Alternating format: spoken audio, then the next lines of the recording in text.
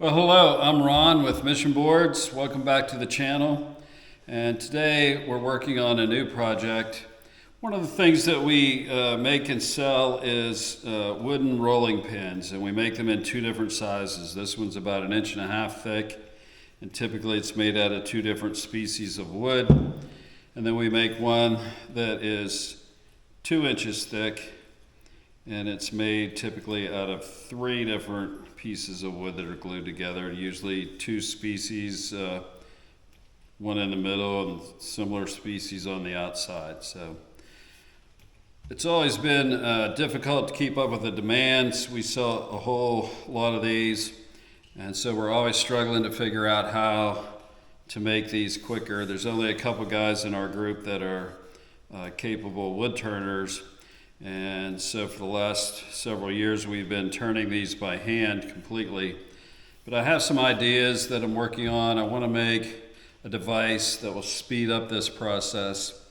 And so I want to make a table that mounts on a wood lathe that uses an angle grinder with a wood cutting blade in it to rough out the blank for these. And so that's what I'm attempting to do. I don't know if this will work out well or not, but I'm going to give it a try. Hopefully we can produce a machine that will rough out the blank, and then it won't take much actual wood turning to go ahead and smooth it up and sand it and have it be a finished product.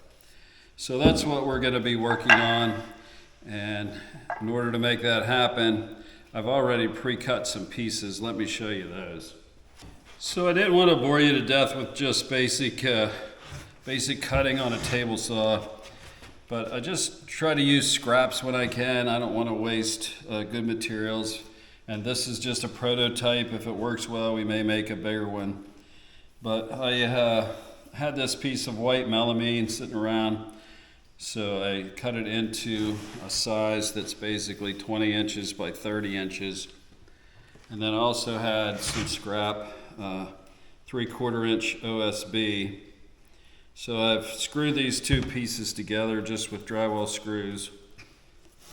And this makes a pretty solid, pretty difficult to warp tabletop. And then I took a piece of white oak and I cut this to just the exact width that would fit into the bed of our lathe. And I made it, I think it's 1 13/16 wide. And then I've screwed it on precisely at 4 inches from the back of the platform. So that's what I've done so far on the table. And this will become the actual table that will mount on the lathe. And you'll get to see me do this eventually, but we got a lot more pieces to make first. And what these pieces then are actually going to do is get attached on the top side of this table. One in the front, one in the back. So I'm going to screw them and glue them on there just like that. But I need to make this safe somehow. I don't want to get hurt running this machine, and I certainly don't want anybody else to get hurt. So we need to always be thinking about safety and how we can prevent kickbacks and things catching and getting thrown at us. So that's what this dado is all about. And I machined up a couple of 3/4 inch thick pieces of red oak that I had laying around, and they should fit down in this dado. And these are going to become the safety stops that keep the platform that holds the angle grinder from getting shot up or getting pushed upward. So these will eventually be used to hold it down to keep the operator safe from any kind of kickbacks. So I'm going to go ahead next and glue and screw this piece of red oak into the dado. So I've moved these pieces to the back of my workbench where it's a little easier to work on these things. But the first thing I'm going to do is pre-drill some holes in the white oak, and I'll probably put about 6 holes in this.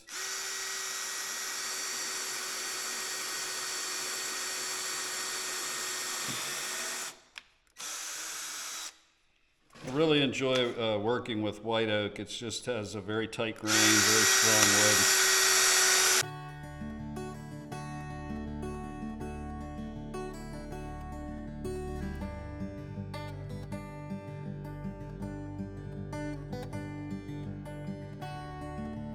So I'm going to go ahead and put some glue in the dado.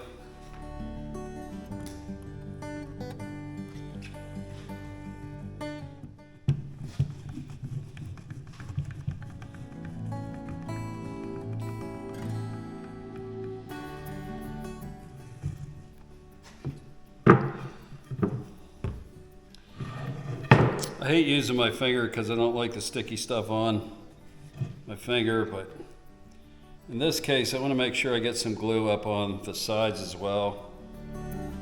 So quickest, easiest way is just to use your finger.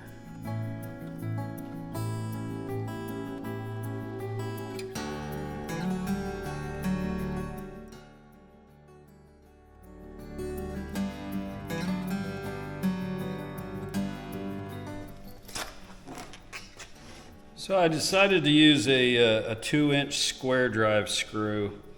I wanted a little bit heavier construction screw, but I only have them in 2.5 inches. I have dozens and dozens of different kinds of screws, but inevitably the one you really want is the one you're out of. So I'm going to go ahead and get this ready to glue up.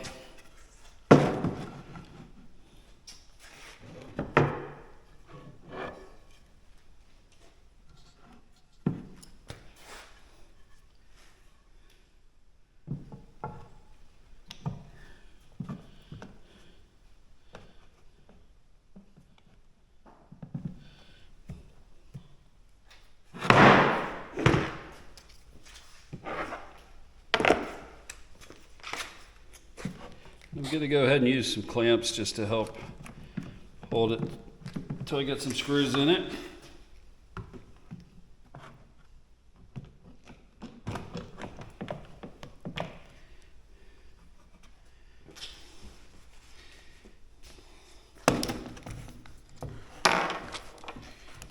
And again, because the white oak is so dense and so strong, I'm going to have to pre-drill the holes a little further down into the board that's going into the dado.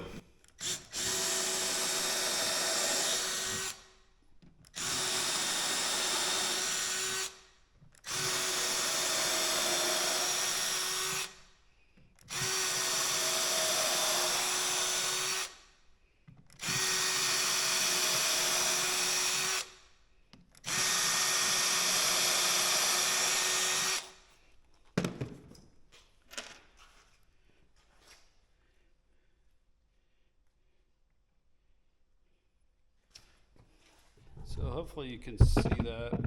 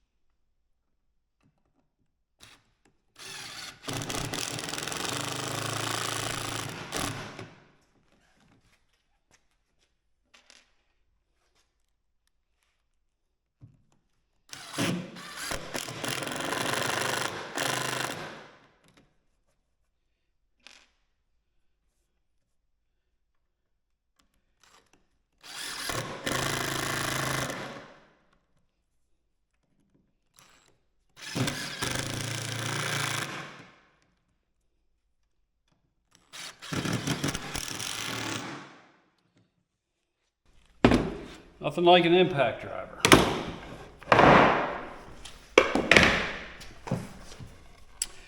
So there we have it. The dado, the board's down in the dado. It's been screwed in from the back. That should make for a very, very strong safety device. One more to do.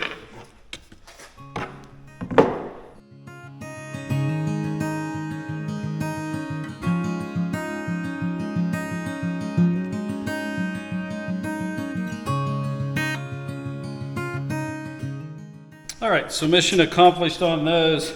The next thing we're going to do is attach those to the base.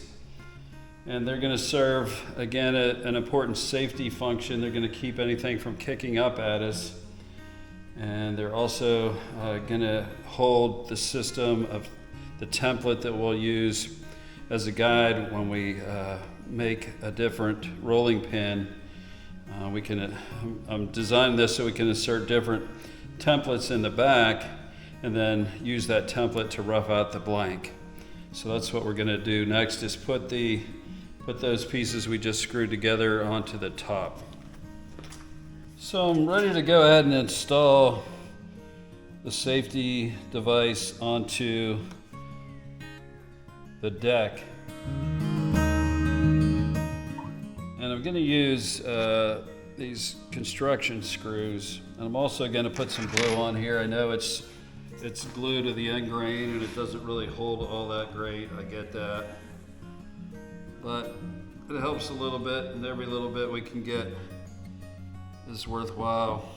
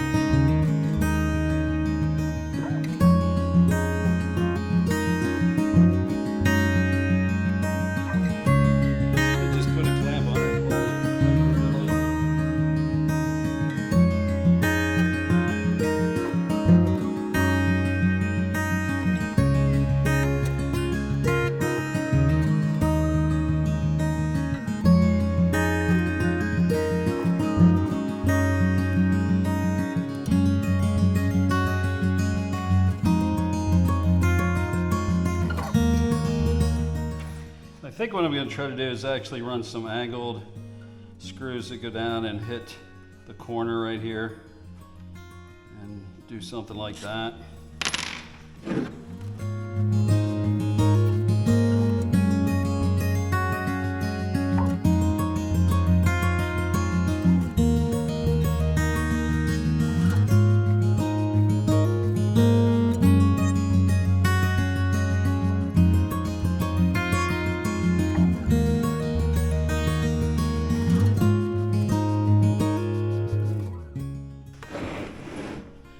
So now I'm going to turn this around, do the same thing on this side. I have to take it back apart because I didn't put any glue over here yet. So the first thing we'll do is put some glue on this side.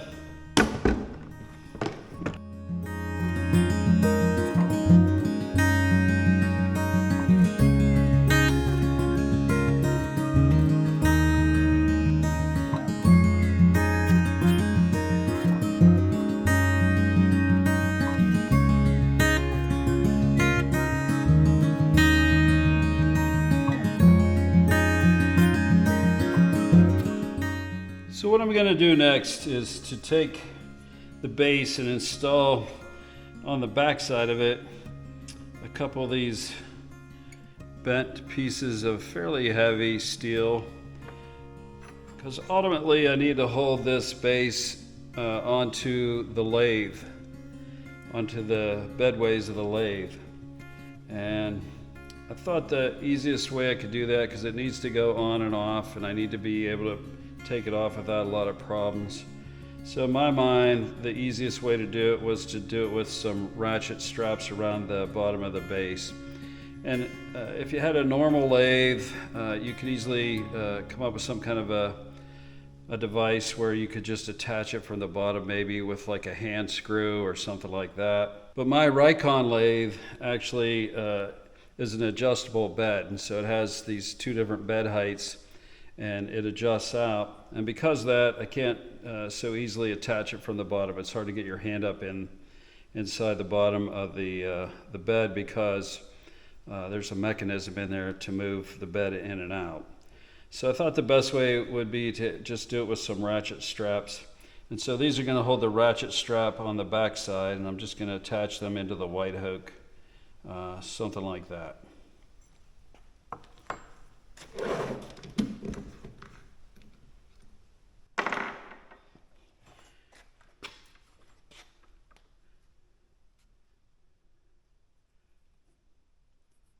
Just going to make some center marks.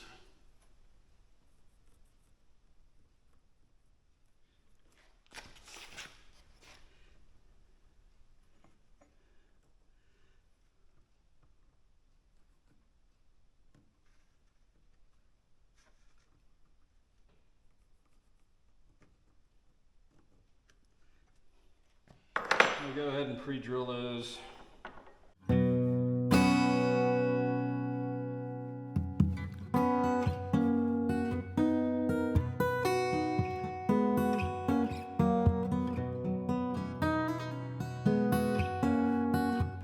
So this time I'm using a little heavier screw with a big head on it. These are construction screw. I think they're about 1.25 inches long.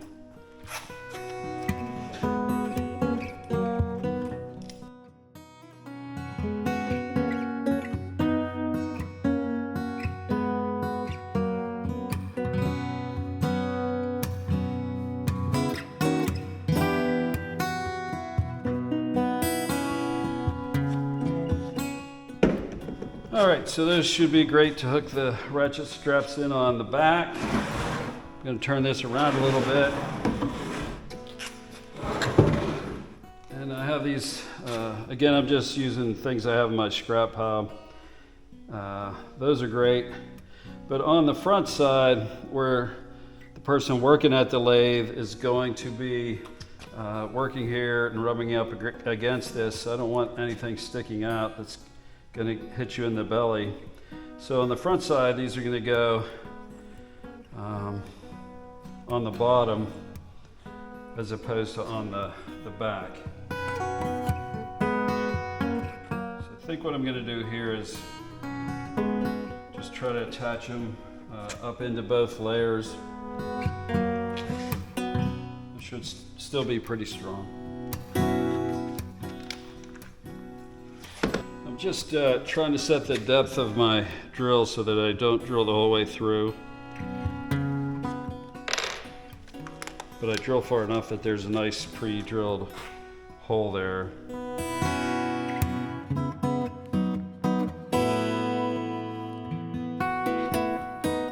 So I've just run into a little issue where the hole in this piece of metal just isn't big enough. I'm gonna have to figure out how to drill these out a little bit bigger.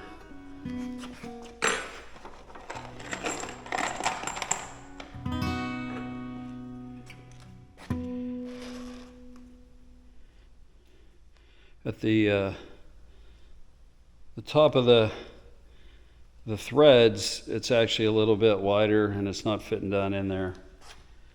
So I'll do that off camera. Okay, so I had bored these holes out just a little bit, and I'm ready to install them for the final time here, hopefully.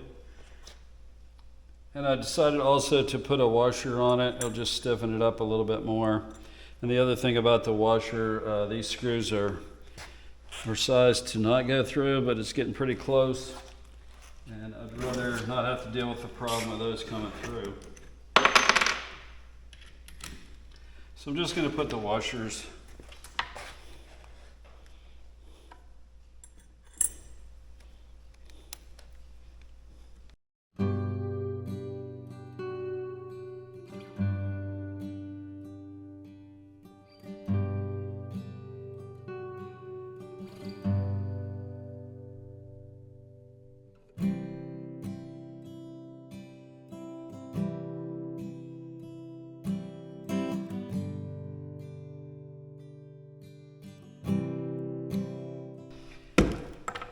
All right, so those are on there. I think they're pretty stout. This is all starting to come together. I'm gonna let the glue set up and dry overnight, so I'm gonna quit working on it for today and start on it again tomorrow. Okay, so I know that this doesn't look like something maybe you can understand yet, but we're well on our way to getting the base part completed. And the last step that I want to do here is just to sand it, ease some edges, make it a little nicer to work around. So I'm just going to use a router with an 1/8 inch round over bit in it.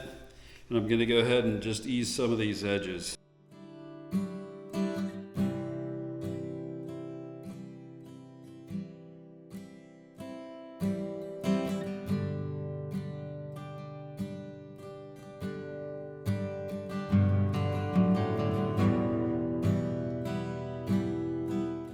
So hopefully that's been sanded good enough. I'm going to take you over and show you my lathe and help you understand this as I put the parts together next. So this is my Rikon lathe, and I've had this for a couple of years, and I really enjoy it a lot. It's been a great lathe.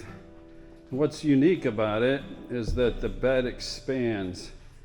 So I'll show you how that works. It can be either 40 inches between center, or it could be as little as 30 inches. But because of that, it has this step in the bed, and that's what we're trying to overcome a little bit here.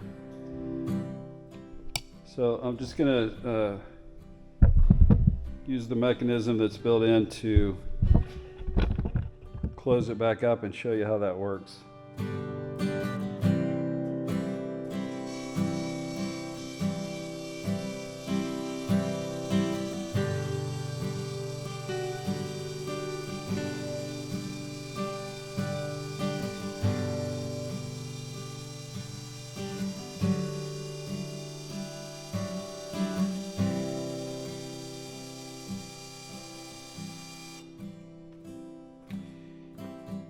So the nice thing about a bed that moves like that is just that it takes up less space in your shop. It's easier to move around. And most of the time for what we're doing, we don't need such a long bed. But I'm going to go ahead here and show you what we've been doing and install the base, the table, onto the lathe.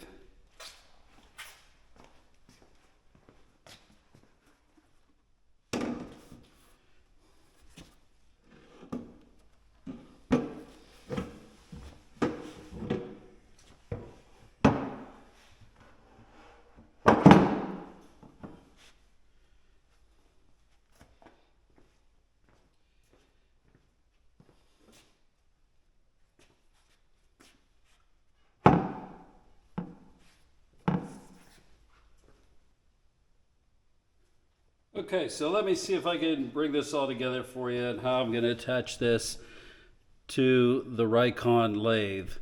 I need this to be something that can go on and off easy. And like I said, in a normal lathe where there's just one bed, it might be a lot easier to just attach it down through with a bolt or something that you can tighten from the bottom. But in this case, you can't really get your hands up underneath because of the mechanism that extends the bed. So I think these ratchet straps that I got from Harbor Freight should work just fine. So you can see I took one end of the ratchet strap and I just attached it into those hooks that we added to the underside. And then on the back side,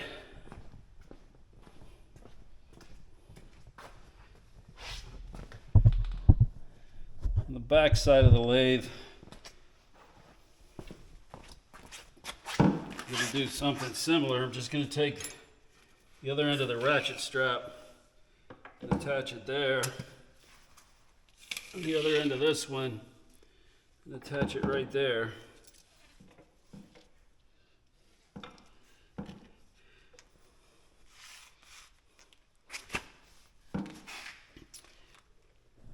And it should cinch this up pretty tight when we're all done here.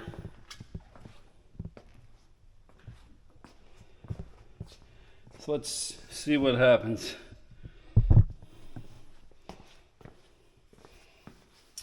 I cut a couple little pieces of just some scrap carpet because I don't want this to scratch my lathe all up on the bottom.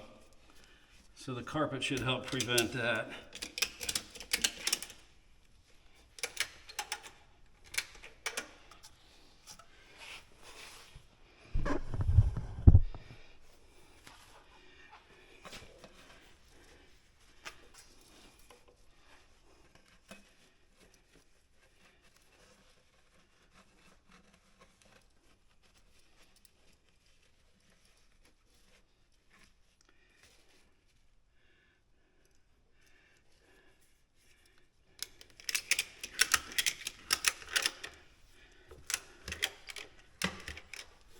I don't want to over tighten it either because I don't want to put so much pressure. I don't know if these straps are capable of it, but I don't want to put so much pressure that it wants to bend this down or warp this top that we made. So I'm going to go ahead and get some scissors. I only ever use these straps for this, and I don't want all that extra strap hanging there. So I'm going to get some scissors and cut some of it off.